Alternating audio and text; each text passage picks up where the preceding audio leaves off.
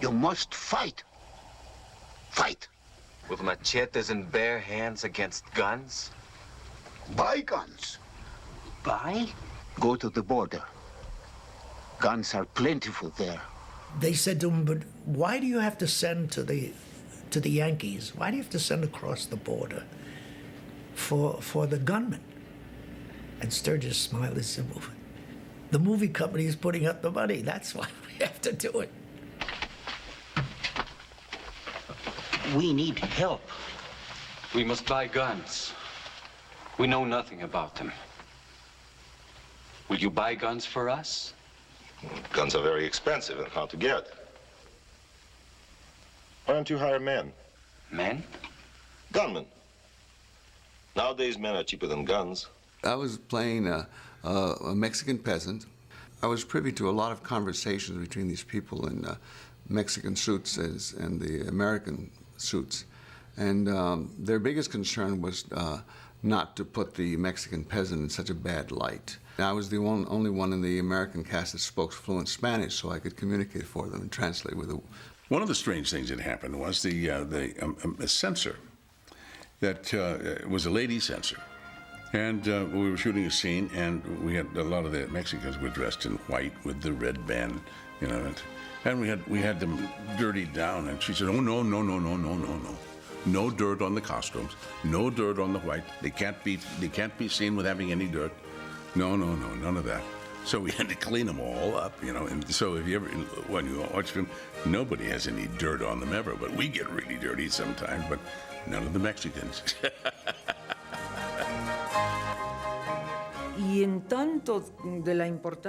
Because of the importance of the co-production, we had to get the film off the ground one way or another.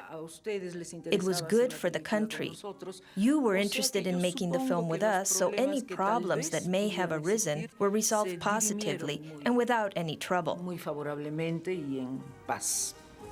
Filming began on March the 1st, 1960, but it was clear from the first scene that the censor wouldn't be the only problem. The first shot was in a creek.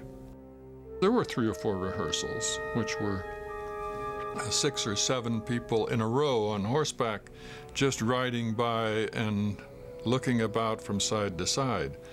But when film was going through the camera, Steve swung out of the saddle with his hat, scooped up water from the stream, and doused it on himself.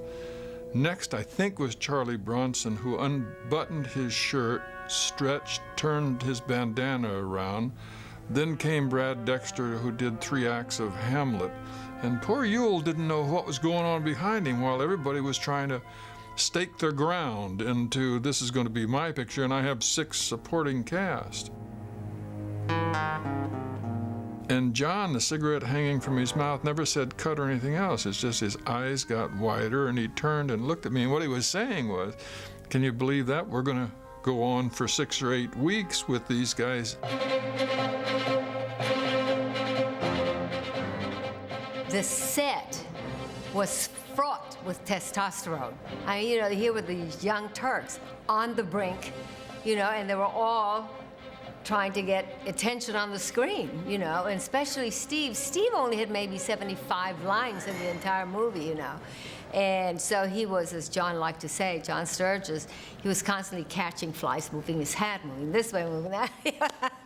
And sometimes I watch a movie and I say, well, if I were you, I really would have been pissed off too.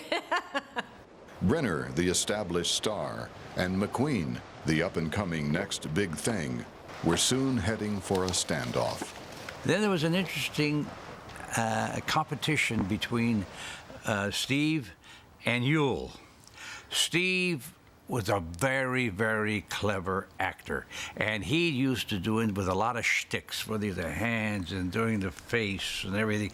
He learned in a scene he would detract from the other actor by indulging in a lot of histrionics that had nothing to do with the character, but the camera and the audience riveted on him. Steve was very good at that.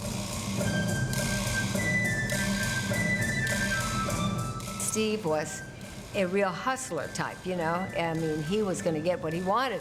So if he didn't have the lines, he was going to move every second, you know, to distract from Yul Brynner. And, Brynner turned around to Steve and said, do this once more, and in any scene you have, all I have to do is take my hat off. And you won't be seen anymore. So Steve didn't do it, he didn't repeat it again. There was a question of all of us wanting to best Brynner. I think that's what it came down to. We all wanted to some way take the picture away from Brynner. And then Steve would come in after a day's shooting and he'd say, hey man, come over here. He said, did you see how big Brynner's gun is? His gun? I said, I didn't notice any. He's got a bigger gun than anybody. The next day he'd say, come in and he said, hey, Brynner's got a horse. Did you see the size of that horse? It's a great big horse there. He said, it's going to make all of us look silly. And he was constantly, it sounds like a joke now, but he was very serious about it. Brynner wasn't the only one in McQueen's sights. McQueen zeroed in on the script role assigned to young rival Horst Buchholz. Steve McQueen would have preferred to have played that part rather than Horst. And there was a competition there, and Steve used to say to me, he said, that guy can't play that part. He said, I should be playing that part. Steve McQueen, I couldn't take his guts. Horst Buchholz was a European, so he wasn't real cowboy stuff. If you remember the film well, if you remember, I was leaning down to get some fresh water in my face and drink it. And from that position, I saw the bull. I got off my horse, turned my hat like a Spanish bullfighter, and started bullfighting.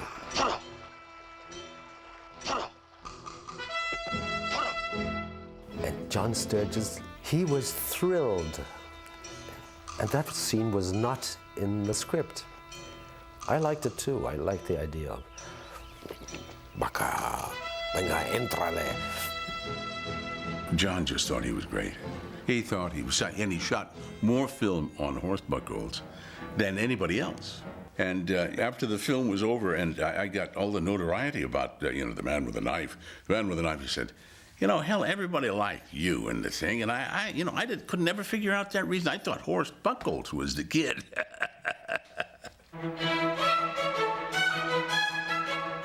The basic thing was that Sturges was able to mix all these diverse characters and personalities together, and from that there developed a kind of a competitiveness, but at the same time a likability between all of us.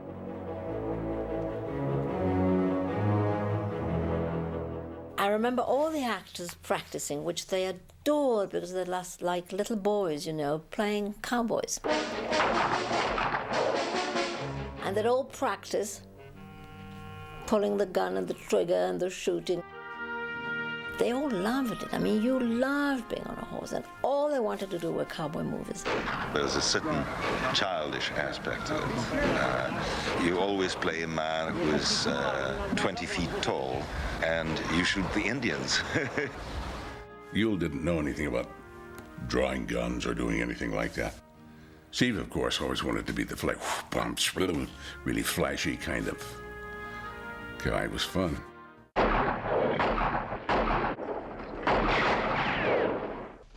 Steve McQueen was wonderful with a gun, and Yul Brynner.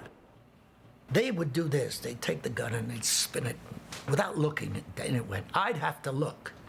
I'd take the gun out and then look down to where to put it. It drove Sturges crazy, the director, but I said, I don't know how to do the gun. All I know is I'm going to shoot him. One day, with blanks, of course, but one day I shot myself through the jeans. It went off. My thigh was all red and blue. Not only were the guys into that boys will be boys mode, but the guys behind the cameras, like Bob Relier, he was incredible. I was on the set when they were filming that scene going down the street with Yul and Steve. Second story window. The curtain flicked a little bit. I'm not in a good position. Let him stick his neck out. That was Bob Rayleigh behind it, and Steve fired with a live bullet, some live bullets. I said, God, But despite the dangers of the set, filming progressed well. Off-camera rivalries were forgotten and friendships forged. Well, no, morale was okay. We played an awful lot of poker and did an awful lot of drinking and eating Spanish food, Mexican food rather, and had a lot of laughs and we had a lot of fun. I think that any of the still photographs that documented this are going to verify that if there was clanning, then the clanning fell into a couple of natural groups. One would be the McQueen-Bronson, as much as Charlie can hang out with somebody.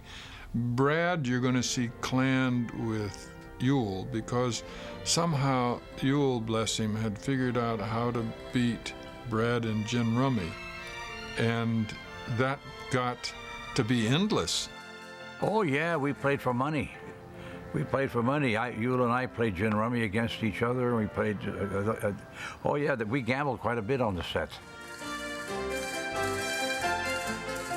Brad Dexter was always losing, and he thought we were cheating. But he was not very good. We played poker, I was lousy, but then we played gin rummy, which I was pretty good at, and he was not very good. And yeah, he was always losing. I'll tell you, that experience of the Magnificent Seven, I made about 40 pictures. I had more fun on that picture than any picture I ever made. Some friendships went much further. Eli Wallach found himself adopted by his bandit gang. They were hired, and it was explained to them that they would be Eli's gang, etc. And they took over Eli in one of the strangest things I've ever seen on a picture. And each morning I'd arrive on the set, put on my outfit, and my 35 bandits would assemble with me, and we'd go riding for an hour. We'd ride along the hills, and it was wonderful, wonderful. They were teaching Eli how to ride, but when you brought the horse in the morning, don't dare give it to Eli or hand him the reins. You gave it to one of the gang. They examined the cinch, and they examined this and that and checked the horse. When the prop man handed him his gun, don't hand it to Eli. You hand it to one of the gang who would examine it, be sure the chambers were empty. So they took the Calveras gang thing to the nth degree. I even frightened myself. But Brenner went one step further in the bonding stakes when he and his fiancée Doris tied the knot on set. The party of my wedding was the same party as the village party in the movie to welcome the Magnificent Seven. And this one was to welcome Magnificent Two. So they used the same props they used in the movie. Fantastic, only they do that. Ewell and Doris sat on a slightly elevated stage, as I recall, and received, rather like the Pope. And I didn't kiss his ring. I don't even think I went up on the stage, but I know Steve didn't want any part of it at all. But for the filmmakers, the honeymoon was soon to be over.